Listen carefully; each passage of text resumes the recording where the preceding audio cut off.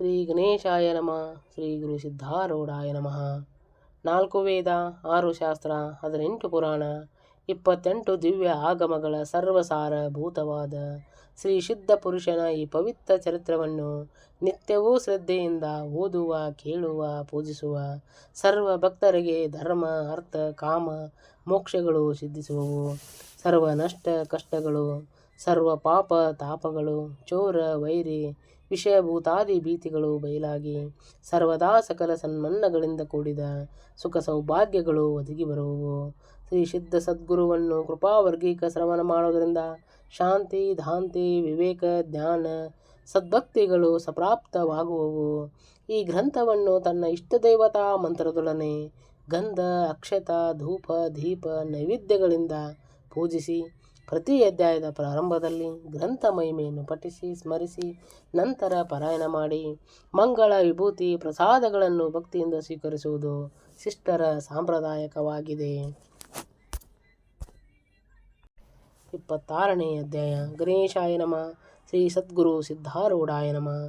ಜಯ ಜಯ ಗುರು ಸಿದ್ಧರಾಯನ ಶಾಂತಿಗುಣ ಸನ್ಮೂರ್ತಿಯೇ, ನಯದಿ ಸಹಿಸುತ್ತ ದುರ್ಜನರ ಪೀಡೆಯನ್ನವರತೆ ಹಿತ ಬಯಸಿಯೇ, ಭಜಕ ಜನಾರ್ತಿಯನ್ನು ಪಾಲಿಸಿ ಕುಳಿತು ರಥದಳು ಮೆರೆಯುವಿ, ತ್ಯಜಿಸಿ ಸುಖ ದುಃಖವನ್ನು ನೀ ನಿತ್ಯಾತ್ಮ ಧ್ಯಾನದಿ ಸುಖಿಸುವಿ.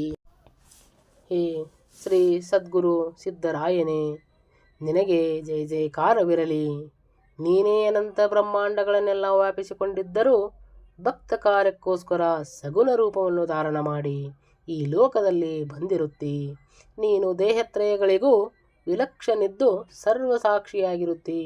ನಿನ್ನ ಭಜಿಸುವವರಿಗೆ ನೀನು ಅಭಿನ್ನನಾಗಿದ್ದರೂ ಯಾರೂ ನಿನ್ನ ರೂಪವನ್ನು ತಿಳಿಯಲಾರರು. ಪೂರ್ಣಾವತಾರಿಗಳಾದ ಸದ್ಗುರು ಸಿದ್ಧರಾಯರು ಭಕ್ತರ ಭಯಗಳನ್ನು ತಪ್ಪಿಸುವರು. ಆದರೆ ಸ್ವಶರೀರಕ್ಕೆ ಏನಾದರೂ ಅಪಾಯಗಳು ಪ್ರಾಪ್ತವಾದರೆ ಅವುಗಳನ್ನು ತಪ್ಪಿಸುವ ಅಪಾಯ ಮಾಡುವುದಿಲ್ಲ. ತಮ್ಮ ಶರೀರವನ್ನು ಯಾರು ಪೀಡಿಸುವರೋ ಅವರ ಮೇಲೆ ಸಿದ್ಧರು ಹೆಚ್ಚಿನ ದಯ ಮಾಡುತ್ತಾರೆ.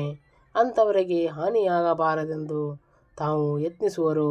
ಏಕೆಂದರೆ ಅಜ್ಞಾನದಿಂದ ಆವರಿಸಲ್ಪಟ್ಟ ಜೀವರೆಲ್ಲರೂ ಸಣ್ಣ ಮಕ್ಕಳಂತೆ ಇರುವರು. ಅಂಥ ಚಿಕ್ಕ ಮಕ್ಕಳ ಅಪರಾಧಗಳನ್ನು ತಂದೆ ತಾಯಿಗಳ ಹೇಗೆ ಕ್ಷಮಿಸುವರೋ ಮತ್ತು ಅವರ ಅಜ್ಞಾನಿಗಳಂತೆ ಅವರಿಗೆ ಹೆಚ್ಚಿನ ದಯೆಯಿಂದ ಬುದ್ಧಿ ಕಲಿಸುವರೋ ಹಾಗೆ ದಯಾಳುವಾದ ಜ್ಞಾನಿಗಳ ಅಜ್ಞಾನಿ ಜೀವರನ್ನು ಕ್ಷಮಿಸಿ ಸನ್ಮಾರ್ಗಕ್ಕೆ ಹಚ್ಚುವರು. ಸದ್ಗುರು ಸರ್ವ ಜಗತ್ತನ್ನು ಆತ್ಮರೂಪವಾಗಿ ನೋಡುತ್ತಿದ್ದು ಆತನಿಗೆ ತನ್ನದು ಪರರದು ಎಂಬ ಭೇದಗಳು ಕಾಣಿಸುವುದಿಲ್ಲ. ಯಾರಾದರೂ ತನಗೆ ದುಃಖ ಕೊಟ್ಟರೆ ಆತನು ನನ್ನವನೇ ಎಂದು ತಿಳಿದುಕೊಂಡು ಆತನ ಮೇಲೆ ದಯಾಬುದ್ಧಿ ಮಾಡುವನು. ತನ್ನ ಶರೀರಕ್ಕೆ ಏನೂ ದುಃಖ ಬರುವುದೋ ಅದನ್ನು ಆತನು ಪ್ರಾರಬ್ಧಕ್ಕೆ ಹಚ್ಚುವನು ಮತ್ತು ಇದರಲ್ಲಿ ದುಃಖ ಕೊಡುವನೇ ಎಂದು ದೋಷವಿಲ್ಲವೆಂದು ತಿಳಿಯುವನು. ತಾನು ಶರೀರದಿಂದ ದುಃಖ ಭೋಗಿಸುವ ಮೂಲಕ ಪ್ರಾರಬ್ಧನು ಬೇಗನೆ ಕ್ಷೀಣವಾಗಿ ಹೊಂದುವುದೆಂದು ಜ್ಞಾನಿಯಾದವನು ತಿಳಿದು ಅದರ ಸಂಬಂಧ ಉದ್ವಿಗ್ನನಾಗಿ ಪ್ರತಿಕಾರ ಮಾಡನು. ಯಾಕೆಂದರೆ ಅದು ಸಂಚಿತವಾಗಿ ಕೂಡಿರುವುದೆಂದು ಬಲ್ಲನು. ಹೀಗಂದು ಜ್ಞಾನಿಯು ಪ್ರಾರಬ್ಧ ದುಃಖವನ್ನು ಸುಮ್ಮನೆ ಸಹನ ಮಾಡುವನು. ಇಲ್ಲದಿದ್ದರೆ ಅದು ಸಂಚಿತವಾಗಿ ಪುನರ್ಜನ್ಮಕ್ಕೆ ಕಾರಣವಾಗುವುದು. ತನ್ನ ಪೀಡಿಸುವಂಥವರ ಮೇಲೆ ದಯಾಯುಕ್ತನಾಗಿರುವುದು ಸಿದ್ಧರಿಗೆ ಸ್ವಾಭಾವಿಕವಾಗಿದೆ. ಆದ್ದರಿಂದಲೇ ಅವರಿಗೆ ಜ್ಞಾನಿಗಳೆನ್ನುವರು. ಇದರ ದೃಷ್ಟಾಂತವನ್ನು ಶ್ರವಣ ಮಾಡುವಂತರಾಗಿರಿ. ಒಂದಾನೊಂದು ದಿನ ದಯಾಗಣರಾದ ಸಿದ್ಧರು ಕಟ್ಟೆ ಮೇಲೆ ಧ್ಯಾನಸ್ಥರಾಗಿ ಕುಳಿತಿದ್ದರು. ಆ ಸಮಯದಲ್ಲಿ ಮಠದೊಳಗೆ ಯಾರೂ ಇದ್ದಿರಲಿಲ್ಲ. ಆಗ 6 ಮಂದಿ ಯವನರು ಮದ್ಯಪಾನದಿಂದ ಮತ್ತರಾಗಿದ್ದು ಸಿದ್ಧರಿಗೆ ಏನೆಂದರೂ ಪೀಡೆ ಮಾಡುವ ಉದ್ದೇಶದಿಂದ ಅವರ ಹಿಂದಿನಿಂದ ಬಂದರು. ಒಬ್ಬನು ಅಕಸ್ಮಾತ್ತಾಗಿ ಸಿದ್ಧರಿಗೆ ದೂಡಿಬಿಟ್ಟನು. ಅವರು ಕಟ್ಟೆ ಮೇಲಿಂದ ಕೆಳಗೆ ಬಿದ್ದರು. ಆದರೆ ಸಿದ್ಧರು ಅವರ ಕಡೆಗೆ ನೋಡದೆ ಪುನಃ ಮೊದಲಿನಂತೆ ಎದ್ದು ಕಟ್ಟೆ ಮೇಲೆ ಕುಳಿತರು.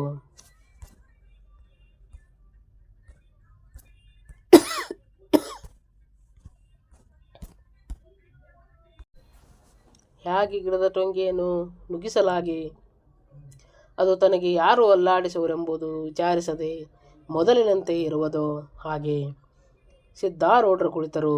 ಇದನ್ನು ನೋಡಿ ಅವರು ಅಧಿಕವಾಗಿ ಸಿಟ್ಟಿಗೆದ್ದು ಮತ್ತೊಬ್ಬನು ಸಿದ್ಧರ ಕೈ ಹಿಡಿದು ಬಲಾತ್ಕಾರದಿಂದ ಎಳೆದನು. ಆಮೇಲೆ ಅವರೆಲ್ಲರೂ ಸಿದ್ಧರ ಸಮೀಪ ಬಂದು ಎಲೆ ಹುಚ್ಚ, ನಿನಗೆ ಮದ್ಯಪಾನ ಮಾಡಿಸಿ ಆನಂದ ಕೊಡುವೆವು. ಒಲ್ಲೆ ಎಂಬುದು ಮಾತು ನಮ್ಮ ಹತ್ತಿರ ಎಂದೂ ನಡೆಯಲಿಕ್ಕಿಲ್ಲ ನೋಡು ಎಂದು ಆ 6 ಜನರು ಅವರ ಸುತ್ತಲೂ ಕೂತುಕೊಂಡರು. ಸಿದ್ಧರು ನಡುವೆ ಕೂಡ್ರಿಸಿ ಕಿಸೆಯೊಳಗಿಂದ ಮದ್ಯಪಾನ ಬಾಟ್ಲಿಯನ್ನು ತೆಗೆದು ಸಿದ್ಧರನ್ನು ಕುರಿತ ಅವರಲ್ಲೊಬ್ಬನು, ನೀನು ಸತ್ಯವಾಗಿ ಹುಚ್ಚನಿದ್ದೀಯಾದರೆ ನೀನು ಸೆರೆ ಹಿಡಿಯಬೇಕು, ಕುಡಿದರೆ ನಿನ್ನೇದೇನು ಹೋಗುವುದು ಎಂದು ಕಾಲಿನಿಂದ ಒದ್ದು ಬಿಟ್ಟನು. ಸಿದ್ಧರು ಮದ್ಯಪಾನ ಒಲ್ಲೆಂದರು. ಅವರ ಮೈಮೇಲೆ ಅವರೆಲ್ಲರೂ ತುಳಿಯಲಾರಂಭಿಸಿದರು. ಸಿದ್ಧರಾದರು ಅವರು ಏನು ಮಾಡಿದರೂ ತಳಮಳಿಸದೆ ಶಾಂತ ಸ್ಥಿತಿಯನ್ನು ಇದ್ದರು. ಒಬ್ಬನು ಒಂದು ಕಟ್ಟಿಗೆಯಿಂದ ಹೊಡೆಯುತ್ತಿದ್ದನು, ಮತ್ತೊಬ್ಬನು ಕಣ್ಣು ಕುಕ್ಕಲಿಕ್ಕೆ ನೋಡುತ್ತಿದ್ದನು, ಒಬ್ಬನು ಸಿದ್ಧನ ಮಸ್ತಕದ ಮೇಲೆ ತುಳಿಯುತ್ತಿದ್ದನು. ಇಷ್ಟಾದರೂ ಸಿದ್ಧರು ಸ್ವಸ್ಥ ಚಿತ್ತರಾಗಿ ಕುಳಿತಿದ್ದರು. ಸಿದ್ಧರಿಗೆ ಕ್ರೋಧ ದೃಷ್ಟಿ ಎಂಬುದು ಎಂದೆಂದೂ ಇಲ್ಲ. ಅವರು ಶಾಂತ ದೃಷ್ಟಿಯಿಂದ ಆ ಯುವಕರ ಕಡೆಗೆ ನೋಡುತ್ತಿದ್ದರು. ಅವರ ಶಾಂತಿಯನ್ನು ನೋಡಿ ಸಿಟ್ಟಿಗೆಬ್ಬಿಸಬೇಕೆಂಬ ಛಲ ಹಿಡಿದು ಆ ಮುಸಲ್ಮಾನರು ಮತ್ತಷ್ಟು ಹುಷಾರಾಗಿ ಸಿದ್ಧರನ್ನು ಬಿಡಿಸುವಂತರಾದರು. ಹೀಗಿರುತ್ತಾ ಕೆಲವು ಹೊತ್ತಿನ ಮೇಲೆ ಸಿದ್ಧರು ದಯಾಭರಿತರಾಗಿ ಅವರ ಕಡೆಗೆ ನೋಡಿ, ನೀವು ಬಹಳ ಉತ್ತಮ ಕಾರ್ಯವನ್ನು ಮಾಡಿದಿರಿ. ಈ ಪ್ರಕಾರ ನಡೆಯಿಸುವವರ ಆ ಲೋಕದಲ್ಲಿ ಬಹಳ ಕಡಿಮೆ ಮಂದಿ ಸಿಗುವರು. ನಿಮ್ಮ ಕಡೆಯಿಂದ ಇಂಥ ಉಪಕಾರವನ್ನು ಪಡೆದು ನಿಮಗೆ ಹಾನಿ ಬರುವಂತೆ ಮಾಡಲಾರದೆಂದು ಹೇಳುತ್ತೇನೆ, ಕೇಳಿರಿ. ಈಗ ಊರೊಳಗಿಂದ ಭಕ್ತ ಜನರು ಬರುವರು. ನಿಮ್ಮ ಈ ಉದ್ಯೋಗವನ್ನು ಅವರು ನೋಡಿದರೆ ನಿಮಗೆ ಘಾತ ಮಾಡುವರು. ಅದರಿಂದ ನನಗೆ ದುಃಖ ಅನಿಸುವುದು. ಆದ್ದರಿಂದ ನಾನು ಹೇಳುವುದೇನೆಂದರೆ, ನೀವು ಈಗಿಂದೀಗಲೇ ಹೊರಟು ಹೋಗಿರಿ. ನೀವು ಅವರ ದೃಷ್ಟಿ ಬಿದ್ದಿರೆಂದರೆ ನಿಮಗೆ ನಿಶ್ಚಿತವಾಗಿ ಘಾತವಾಗುವುದು. ನಾಳೆ ಇಷ್ಟೇ ಹೊತ್ತಿಗೆ ಇಲ್ಲಿಗೆ ಬಂದು ನೀವು ನನಗೆ ಯಥೇಚ್ಛವಾಗಿ ಹೊಡೆಯಿರಿ. ಈಗ ಬೇಗನೆ ನಡೆಯಿರಿ ಎಂದು ಅವರನ್ನು ದೂಡುವಂತರಾದರು. ಆ ಯವನರು ಮದ್ಯಪಾನದಿಂದ ಉನ್ಮತ್ತರಾಗಿ, ಎಲೆ ಹುಚ್ಚ, ಏನು ಅನ್ನುತ್ತೀಯೋ ನೀನು? ನಿನ್ನನ್ನು ಪೂರಾ ಕೊಂದೇ ನಾವು ಹೋಗುವೆವು ಎಂದು ಸಿದ್ಧರನ್ನು ಕೊಲ್ಲುವ ಉದ್ದೇಶದಿಂದ ಒಂದು ದೊಡ್ಡವಾದ ಕಲ್ಲು ಹೊತ್ತುಕೊಂಡು ಬಂದರು. ಅಷ್ಟರೊಳಗೆ ಜನರು ಮಾತನಾಡುವ ಸಪ್ಪಳವು ಸಮೀಪವೇ ಕೇಳಿ ಅವರು ಕಲ್ಲು ಒಗೆದು ಓಡಿ ಹೋಗಿ ಯಾರಿಗೂ ಕಾಣಿಸದಂತೆ ನಿಂತು ನೋಡುತ್ತಿದ್ದರು. ಆ ಭಕ್ತ ಜನರು ಸಿದ್ಧರನ್ನು ನೋಡಿ ಅವರ ಮುಂದೆ ಸಾಷ್ಟಾಂಗ ಹಾಕುತ್ತಿರುವುದನ್ನು ಯವನರು ನೋಡುತ್ತಿದ್ದರು. ಆಗ ದಯಾಪೂರ್ಣವಾದ ಸಿದ್ಧಾರೂಢರನ್ನು ಕುರಿತು ಆ ಭಕ್ತ ಜನರು, ಹೇ ಮಹಾಸ್ವಾಮಿ, ಕೃಪಾಮೂರ್ತಿ, ನಮ್ಮ ದೀನ ವಚನವನ್ನು ಶ್ರವಣ ಮಾಡಬೇಕು. ಇವತ್ತು ಕಾಳಮ್ಮನ ರಥೋತ್ಸವ ಮಾಡಬೇಕೆಂದು ರಥವನ್ನು ಶೃಂಗೇರಿಸಿ ಊರೊಳಗೆ ನಿಂದಿರಿಸಿದೆವು. ಕಾಳಮ್ಮನ ಮೂರ್ತಿಯನ್ನು ಅಲಂಕರಿಸಿ ರಥದ ಮೇಲೆ ಸ್ಥಾಪಿಸಿದೆವು. ಆದರೆ ಎಷ್ಟು ಪ್ರಯತ್ನಪಟ್ಟು ರಥವನ್ನು ಎಳೆದರೂ ರಥವು ಅಲ್ಲಾಡುವುದಿಲ್ಲ. ಆಗ ಒಬ್ಬ ಗೃಹಸ್ಥನು ಬಂದು, ಮಹಾತ್ಮರ ಸನ್ನಿಧಿಗೆ ವಿನಃ ರಥ ನಡೆಯಲಾರದು ಎಂದು ಅಂದದ್ದನ್ನು ಕೇಳಿ, ನಾವು ತಮ್ಮ ಕಡೆಗೆ ಬಂದಿರುತ್ತೇವೆ. ನೀವು ಸತ್ಯವಾಗಿ ಮಹಾತ್ಮರೇ ಇದ್ದೀರಿ. ಅಲ್ಲಿ ತನಕ ಬರುವಂತರಾಗಿರೆಂದರೆ ಬಹಳ ಉತ್ತಮವಾಗುವುದು. ಆದ್ದರಿಂದ ನೀವು ನಮ್ಮ ಮೇಲೆ ಕೃಪಾ ಮಾಡಿ ನಮ್ಮ ಮನೋರಥವನ್ನು ಪೂರ್ಣ ಮಾಡಬೇಕು ಎಂದು ಆ ಭಕ್ತರು ಅಂದದ್ದನ್ನು ಕೇಳಿ ಕೃಪಾನಿಧಿಯಾಗಿರುವ ಸಿದ್ಧಾರೂಢರು ಅವರನ್ನು ಕುರಿತು, ನೀವು ಇತ್ತೀಚಿದ ಪ್ರಕಾರ ಮೊದಲ ಆಗಲಿ, ಆಮೇಲೆ ನಾನು ಮಠಕ್ಕೆ ಮರಳಿ ಬಂದು ರಾತ್ರಿ ಕಾಲದಲ್ಲಿ ಇಲ್ಲೇ ಇರುವೆನು ಅಂದರು. ಈ ಸಂಭಾಷಣೆಯನ್ನೆಲ್ಲ ಕೇಳಿದ ಆ ಯವನರು ತಮ್ಮೊಳಗೆ, ಈ ಮಂದಿಗೆ ಏನು ಭ್ರಮೆ ಹತ್ತಿದೆ? ಈ ಹುಚ್ಚನಿಗೆ ಮಹಾತ್ಮ ಅಂದು ರಥ ನಡೆಸಲಿಕ್ಕೆ ಈತನನ್ನು ಕರೆದುಕೊಂಡು ಹೋಗುತ್ತಾರಂತೆ. ನಾವಾದರೂ ಇವನನ್ನು ಕರೆದುಕೊಂಡು ಹೋಗಿ ಇವರು ಏನು ಮೋಜು ಮಾಡುತ್ತಾರೆ ನೋಡೇ ಬಿಡೋಣ. ನಮ್ಮ ವೃತ್ತಾಂತವನ್ನು ಯಾರಿಗೂ ಹೇಳದೆ ರಥದ ಕಡೆಗೆ ಹೋಗೋಣ ಎಂದು ತಮ್ಮೊಳಗೆ ಅನ್ನುವಂತರಾದರು. ಶ್ರೀ ಸಿದ್ಧರನ್ನು ಕರೆದುಕೊಂಡು ಭಕ್ತರು ಹೋಗುತ್ತಿರುವಾಗ ಹಿಂದಿನಿಂದ ಯವನರು ನಡೆಯುತ್ತಿದ್ದರು. ಹಳೆ ಹುಬ್ಬಳ್ಳಿಯಲ್ಲಿ ರಥವನ್ನು ಶೃಂಗರಿಸಿ ರಸ್ತೆ ಮೇಲೆ ನಿಂದಿರಿಸಿದರು. 100 ಮಂದಿ ಅದನ್ನು ಬಹುರೀತಿಯಿಂದ ಎಳೆದರು. ಅದು ಅಲ್ಲಾಡದಿರುವುದು. ಸಿದ್ಧರನ್ನು ಭಕ್ತರು ಕರೆದುಕೊಂಡು ಹೋಗಿ ಒಂದು ಮನೆಯ ಕಟ್ಟೆ ಮೇಲೆ ಕೂಡಿಸಿದರು. 8 ಜನರಿಗೆ ಸಹಜವಾಗಿ ಇಳಿಲಿಕ್ಕೆ ಬರುವಂಥ ರಥವನ್ನು ಈಗ ಸದ್ಗುರುಗಳು ಸನ್ನಿಧಿಯಲ್ಲಿ 100 ಮಂದಿ ಇಳಿಯುವಂತರಾದರೂ ಸಹಜವಾಗಿ ಇಳಿಲಿಕ್ಕೆ ಬರುವಂಥ ರಥವನ್ನು ಈಗ ಸದ್ಗುರು ಸನ್ನಿಧಿಯಲ್ಲಿ 100 ಮಂದಿ ಆದರೂ ರಥವು ಪರ್ವತದಂತೆ ಅಚಲವಾಗಿತ್ತು. ಇದನ್ನು ನೋಡಿ ಭಕ್ತ ಜನರು ಬಹಳ ಖಿನ್ನರಾದರು. ಆ ಯವನರು ತಮ್ಮೊಳಗೆ, ಈ ಮಂದಿಗೆ ಹುಚ್ಚು ಹಿಡಿದಿದೆ. ಈ ಹುಚ್ಚನಿಗೆ ಇಂಥ ಶಕ್ತಿ ಇರುವುದು ಸತ್ಯವಾದರೆ ನಾವು ಹೊಡೆಯುತ್ತಿರುವಾಗ ಈತನು ಯಾಕೆ ಸುಮ್ಮನೆ ಇರುತ್ತಿದ್ದನು ಈತನು ಬಲಿಷ್ಠ ಮಹಾತ್ಮನು ಇರುತ್ತಿದ್ದರೆ ನಮ್ಮನ್ನು ಶಪಿಸಿ ಭಸ್ಮ ಮಾಡುತ್ತಿದ್ದನು ಅಂದರು.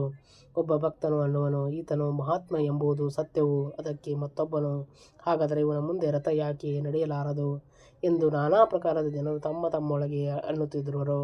ಆ ಸಮಯದಲ್ಲಿ ಯಾವಾತನು ಮಹಾತ್ಮನ ಸನ್ನಿಧಿಯಲ್ಲಿ ರಥ ನಡೆಯುವುದೆಂದು ಅಂದಿದ್ದನು, ಆ ಗೃಹಸ್ಥನು ಬಂದು ಆ ಖಿನ್ನ ಮನಸ್ಕರಾದ ಜನರನ್ನು ಕುರಿತು, ನೀವು ನಾನು ಅಂದಂತೆಯೇ ಮಾಡಲಿಲ್ಲ. ಮಹಾತ್ಮನ ಸನ್ನಿಧಿ ಎಂದರೆ ಅವರನ್ನು ಸದ್ಭಕ್ತಿಯೊಳಗೂಡಿ ರಥದ ಮೇಲೆ ಕೂಡಿಸಿರಿ. ಭಜನ ಮಾಡುತ್ತಾ ರಥವನ್ನು ಎಳೆದರೆ ರಥವು ನಡೆಯುವುದು ನೋಡಿರಿ ಎಂದು ಹೇಳಿದರು. ಆ ಮಾತನ್ನು ಕೇಳಿದ ಕೆಲವರ ಮನಸ್ಸಿಗೆ ಬಂದಿಲ್ಲ. ಅವರು ಕಾಳಮ್ಮನು ಬಿಟ್ಟು ಅವರನ್ನು ರಥದ ಮೇಲೆ ಕುಳ್ಳಿಸಿದರೆ ನಮ್ಮ ಮೇಲೆ ಆ ದೇವಿಯು ಕ್ಷೋಭೆಗೊಳ್ಳುವಳು ಎಂದು ಹೆದರಿದರು. ಅದಕ್ಕೆ ಆ ಗೃಹಸ್ಥನು, ಹಾಗಾದರೆ ನಿಮಗೆ ಹೇಳುತ್ತೇನೆ ಕೇಳಿರಿ. ನಿನ್ನೆ ನನ್ನ ಸ್ವಪ್ನದಲ್ಲಿ ಬಂದು ಕಾಳಮ್ಮನು ನೀವು ನಾಳೆ ಸಿದ್ಧರನ್ನು ಕೂಡಿಸಿದರೆ ರಥ ಎಳೆಯಲಿಕ್ಕೆ ನೋಡಿದರೆ ನಾನು ಅದನ್ನು ನಡೆಯಲಿಕ್ಕೆ ಬಿಡೆನು ಎಂದು ಹೇಳಿದ್ದರು. ನನ್ನ ಮನಸ್ಸಿನಲ್ಲಿ ಸಂಶಯವಿತ್ತು, ಆದರೆ ಇವತ್ತು ರಥವು ನಡೆಯದೇ ಇದ್ದದ್ದನ್ನು ನೋಡಿ ಸ್ವಪ್ನವು ಸತ್ಯವೆಂದು ತಿಳಿದುಕೊಂಡೆನು. ಈ ಪ್ರಕಾರ ಕಾಳಮ್ಮನ ಆಜ್ಞೆ ಆಗಿರುವುದರಿಂದ ಆ ದೇವಿಯ ಆಜ್ಞೆಯು ನಡೆಸುವುದರಿಂದ ಏನೇನೂ ಭಯವಿಲ್ಲ, ಎರಡನೇ ಉಪಾಯವೇ ಇಲ್ಲ ಅಂದನು. ಈ ವಚನವನ್ನು ಎಲ್ಲರಿಗೂ ಮಾನ್ಯವಾಯಿತು. ಅನಂತರ ಸಿದ್ಧಾರೂಢರಿಗೆ ವಿವಿಧ ಭೂಷಣಗಳಿಂದ ಅಲಂಕರಿಸಿ ರಥದ ಮೇಲೆ ಕೂಡಿಸಿದರು. ಆಗ ಎಲ್ಲರಿಗೂ ಆನಂದವಾಯಿತು. ಆ ಸತೇಜ ಸಿದ್ಧಮೂರ್ತಿಯನ್ನು ತಾರಾಂಗಣದಲ್ಲಿ ಮಧ್ಯದಲ್ಲಿ ಚಂದ್ರನು ಶೋಭಿಸುವಂತೆ ಅಥವಾ ಮೇಘಗಳ ನಡುವೆ ವಿದ್ಯುಲ್ಲತೆಯಂತೆ ರಥದ ಮೇಲೆ ವಿರಾಜಿಸುತ್ತಿದ್ದು, ಸದ್ಗುರುಗಳ ಮುಖದ ಮೇಲಿನ ಶಾಂತಿಯು ತೇಜವು ಭಕ್ತ ಮುಖದ ಕಮಲಗಳಿಗೆ ಸೂರ್ಯಬಿಂಬದಂತೆ ಕಾಣಿಸುವಂಥದ್ದಾಯಿತು. ಆ ಸದ್ಗುರುಗಳ ಮುಖವನ್ನು ನೋಡುತ್ತಾ ನೋಡುತ್ತಾ ಸರ್ವಾಂತರದಲ್ಲಿ ಅನಂತ ಉಕ್ಕುತ ಬರಲಾರಂಭಿಸಿತು. ಆಗ ಸುವಾಸಿನಿ ಸ್ತ್ರೀಯರು ಬಂದು ಗರ್ಜನೆ ಮಾಡುತ್ತಿರುವರು. ರಥಕ್ಕೆ ಹಸ್ತ ಸ್ಪರ್ಶಿಸಿದ ಮಾತ್ರದಿಂದ ರಥವು ಮುಂದೆ ನಡೆಯಲಾರಂಭಿಸಿತು. ನಿಂದಕರೆಲ್ಲರೂ ಆ ಮಹಾಪೂರ ಬಂದಿರುವಾಗ ಗಿಡಗಳನ್ನು ಕಲ್ಲುಗಳು ಎಲ್ಲ ಕೂಡಿ ಹರಿದು ಹೋಗುತ್ತಿವೆಯೋ ಅದೇ ಪ್ರಕಾರ ಇಲ್ಲಿ ಆನಂದದ ಪ್ರವಾಹ ಬಂದಿತು. ಎಲ್ಲ ಭಕ್ತರು ಅಭಕ್ತರು ಅದರೊಳಗೆ ಕೂಡಿ ಹೋಗುವಂತರಾದರು. ರಥ ನಡೆಯುತ್ತಿರುವಾಗ ಎಲ್ಲ ಜನರು ನಾಮಘೋಷವನ್ನು ಮಾಡುತ್ತಿದ್ದರು. ವಂದಕರು ನಿಂದಕರು ಸಿದ್ಧರ ಮುಖಾವಲೋಕನದಿಂದ ಸಮಾನವಾಗಿ ಆನಂದ ಪಡುವಂತರಾದರು. ಉತ್ಸವ ಸಮಾಪ್ತವಾಯಿತು. ಆಗ ಎಲ್ಲರೂ ಸದ್ಗುರುಗಳ ಸಮೀಪ ಬಂದು ಅವರ ಚರಣಗಳಿಗೆ ನಮಸ್ಕರಿಸುತ್ತಿರುವ ಸಮಯದಲ್ಲಿ ಅಪೂರ್ವ ಸಂದನೆಯಾಯಿತು. ಆಮೇಲೆ ಸದ್ಗುರು ರಾಯರು ಸಿದ್ಧಾಶ್ರಮಕ್ಕೆ ಹೋಗಿ ಯಥಾಪೂರ್ವ ಕಟ್ಟೆಯ ಮೇಲೆ ಕುಳಿತುಕೊಂಡು ತನ್ನೊಳಗೆ, ಇದೆಲ್ಲ ಈಶ್ವರೀಯ ಮಾಯೆ ಇರುತ್ತದೆ, ಇದರೊಳಗೆ ನನ್ನದೇನೂ ಇಲ್ಲ. ಈ ಜಾಗೃತ ಪ್ರಪಂಚವಾದರೂ ಸ್ವಪ್ನವತ ಇರುವುದು, ಇದರೊಳಗೆ ಸತ್ಯ ಏನೇನೂ ಇರುವುದಿಲ್ಲ. ಎಲ್ಲವೂ ನಾನೇ ಆಗಿ ನನ್ನೊಳಗೆ ನಾನೇ ಆಡುತ್ತಿರುವೆನು ಎಂದು ಆಲೋಚಿಸುತ್ತಿದ್ದರು. ಇದೇ ಸಮಯದಲ್ಲಿ 6 ಮಂದಿ ಯವನರು ಬರುವುದನ್ನು ಸಿದ್ಧರು ಕಂಡು, ನೀವು ಈಗಲೇ ಬಂದಿರಿ, ಒಳ್ಳೆಯದಾಯಿತು. ನಿಮ್ಮ ಕೆಲಸ ಈಗಲೇ ತೀರಿಸಿಕೊಳ್ಳಿರಿ. ನೀವು ಆಗ ಚೆಲ್ಲಿಬಿಟ್ಟ ಕಲ್ಲು ಅಲ್ಲೇ ಇದೆ. ಈಗ ನಿಮಗೆ ಏನೇನೂ ಭೀತಿ ಇಲ್ಲ. ನಿಮ್ಮ ಮನೋರಥವನ್ನು ನಿರ್ಭಯ ಚಿತ್ತರಾಗಿ ಪೂರೈಸಿಕೊಳ್ಳಿರಿ ಯವನರೇ ಅಂದರು. ಸಿದ್ಧರು ಹೀಗನ್ನುತ್ತಿರುವಾಗ ಯವನರು ಸಿದ್ಧರ ಸಮೀಪ ಬಂದು ಅವರ ಚರಣಗಳಿಗೆ ನಮಸ್ಕರಿಸಿ, ನಮ್ಮನ್ನು ಕ್ಷಮಿಸಿರಿ, ನಿಮ್ಮನ್ನು ಬಹಳ ಕಾಡಿದೆವು, ನಾವು ಮಹಾಪಾಪಿಷ್ಠರಿದ್ದೇವೆ, ನೀವು ಹುಚ್ಚರಂತೆ ನಮಗೆ ಕಾಣಿಸಿಕೊಂಡಿರಿ ಎಂದು ನಿಮ್ಮನ್ನು ಬಹಳ ಹೊಡೆದೆವು. ನೀವು ನಿಜವಾಗಿ ಮಹಾತ್ಮರಿದ್ದೀರಿ ಎಂದು ನಮಗೆ ಈಗ ತಿಳಿಯಿತು. ನಮಗೀಗ ಯೋಗ್ಯ ಶಿಕ್ಷಣೆಯನ್ನು ನೀವು ಮಾಡತಕ್ಕದ್ದು. ನಮಗೆ ಯೋಗ್ಯವಾದ ದಂಡನೆ ಮಾಡದೆ ವಿನಃ ನಾವು ಇಲ್ಲಿಂದ ಹೋಗಲಾರೆವು ಎಂದು ಹೇಳಿದ್ದನ್ನು ಕೇಳಿ ಸಿದ್ಧರವರನ್ನು ಕುರಿತು, ನೀವು ಈಗ ಸದ್ಗುಣಗಳನ್ನು ಕೈಗೊಂಡಿರಿ. ನಿಮಗೆ ಯಾವಾಗ ಸದ್ಗುಣಗಳು ಬಂದವೋ ಆಗಲೇ ನಮ್ಮ ಕಾರ್ಯವು ಮುಗಿಯಿತು. ನಿಮ್ಮ ಹೊಡೆತಗಳನ್ನು ಸಹಿಸಿದ್ದು ಸಫಲವಾಯಿತು. ಏನು ಚಿಂತೆ ಮಾಡಬೇಡಿರಿ. ಈಗ ನೀವು ಮನೆಗೆ ಹೋಗಿ ನಿಮ್ಮ ಧರ್ಮವನ್ನು ಅನುಸರಿಸಿ ನಡೆಯಿರಿ. ಮದ್ಯಪಾನದಿಂದ ವಿಷಯಗಳನ್ನು ತ್ಯಾಗ ಮಾಡಿರಿ. ಇದೇ ನಿಮಗೆ ಯೋಗ್ಯ ಶಿಕ್ಷೆಯಾಗಿರುತ್ತದೆ ಎಂದು ಹೇಳಿದ್ದು ಕೇಳಿ ಆ ಯವನರು ಸದ್ಗುರುಗಳ ಮುಂದೆ ಸಾಷ್ಟಾಂಗವನ್ನು ಹಾಕುತ್ತಾ ಬಹು ಆನಂದಯುಕ್ತರಾಗಿ ಗಳಗಳನೆ ಅಳಲಾರಂಭಿಸಿ ಸಿದ್ಧರಿಗೆ, ಹೇ ದಯಾಳುವಾದ ಸಿದ್ಧರಾಯನೇ, ದುಷ್ಟರಾದ ನಮ್ಮ ಮೇಲೆ ನೀನು ದಯಾ ಮಾಡಿರುವಿ. ನಾವು ಪೂರ್ವ ಪುಣ್ಯದಿಂದ ನಿನ್ನ ಚರಣಗಳನ್ನು ಹೊಂದಿದೆವು, ಇಲ್ಲದಿದ್ದರೆ ವ್ಯರ್ಥವಾಗಿ ಹೋಗುತ್ತಿದ್ದೆವು. ಈಗ ನಮ್ಮನ್ನು ಕೃಪಾಹಸ್ತದಿಂದ ಉದ್ಧರಿಸತಕ್ಕದ್ದು. ನಮ್ಮ ದುಷ್ಟ ಸಂಘಗಳನ್ನು ತಪ್ಪಿಸಿ ನಮಗೆ ಸತ್ಸಂಗವನ್ನೇ ಕೊಡುವಂತನಾಗು ಎಂದು ಈ ಪ್ರಕಾರ ಪ್ರಾರ್ಥಿಸಿ ತಮ್ಮ ಸ್ವಸ್ಥಾನಕ್ಕೆ ಹೋಗುವಂತರಾದರು. ಹೇ ಶ್ರೋತ್ರ ಜನರುಗಳಿರ, ಈಗ ಕಥೆಯ ಲಕ್ಷಾರ್ಥವನ್ನು ಕೇಳುವಂತರಾಗಿರಿ. ಸಿದ್ಧರಾಯನೇ ಆತ್ಮ ಇದ್ದು ಅಹಂ ಎಂಬ ಕಟ್ಟೆಯ ಮೇಲೆ ಕುಳಿತಿರುವಾಗ ಅಲ್ಲಿ ಬಂದ ಯವನರೇ ಪುಡ್ರೀಪಗಳು. ಇವುಗಳು ವಿಷಯವೆಂಬ ಮದ್ಯ ಸೇವನೆಯಿಂದ ಮತ್ತರಾಗಿದ್ದು ಅದನ್ನೇ ಆತನಿಗೆ ಕೊಡಲಿಕ್ಕೆ ಯತ್ನಿಸುವಾಗ ಆತ್ಮನು ನಿಷ್ಕಾಮ ಮತ್ತು ಅಲಿಪ್ತನಿದ್ದು ವಿಷಯಗಳನ್ನು ಸೇವಿಸಲೊಲ್ಲನು. ಆಗ ಅವರು ದುಷ್ಟ ವೃತ್ತಿಗಳೆಂಬ ಕಟ್ಟಿಗೆಗಳಿಂದ ಹೊಡೆಯುವರು ಮತ್ತು ವಿಷಯ ಮದ್ಯವನ್ನು ಸೇವಿಸಲಿಕ್ಕೆ ಆತ್ಮನಿಗೆ ಬಲಾತ್ಕಾರ ಮಾಡುವರು. ಆದರೆ ನಿರ್ಲೇಪಯುಕ್ತನಾದ ಆತ್ಮನು ಶಾಂತವೃತ್ತಿಯಿಂದ ಇದ್ದು ಎಂದು ಚಲನವಾಗಲಾಗಲಾರದು. ಅದೇ ಸಮಯದಲ್ಲಿ ವಿವೇಕ, ವೈರಾಗ್ಯ, ಕ್ಷಮ ಇತ್ಯಾದಿ ಭಕ್ತ ಜನರು ಧೈರ್ಯ, ಶಮದಮಾದಿ ಸದ್ಗುಣರೂಪ ಸಜ್ಜನರನ್ನು ಬಂದದ್ದು ನೋಡಿ ದುರ್ಗನಿಗಳಾದ ಷಡ್ರೂಪಗಳು ಓಡಿ ಹೋದರು. ಸದ್ಗುಣಗಳೆಲ್ಲ ಪ್ರಾರ್ಥಿಸಿ ಆತ್ಮನನ್ನು ಸ್ಥೂಲ ಸೂಕ್ಷ್ಮ ರಥದ ಕಡೆಗೆ ಕರೆದುಕೊಂಡು ಹೋಗಿ ಆತನನ್ನು ಪ್ರತ್ಯೇಕ ಕೂಡಿಸಲು ರಥವು ಜಡರೂಪವಾಗಿದ್ದು ಚಲನರಹಿತವಾಯಿತು.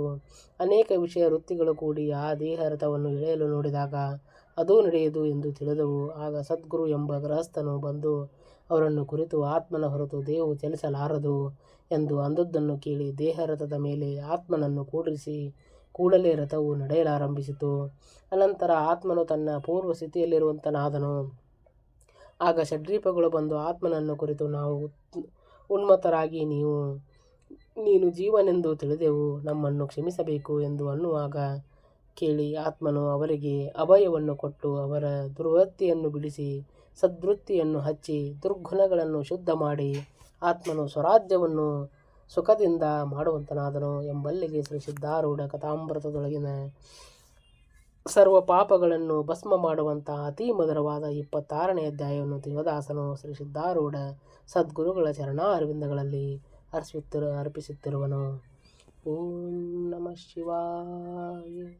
ಓಂ ನಮಃ ಶಿವಾಯ. ಓಂ ನಮಃ ಶಿವಾಯ. ಓಂ ನಮಃ ಶಿವಾಯ. ಓಂ ನಮಃ ಶಿವಾಯ.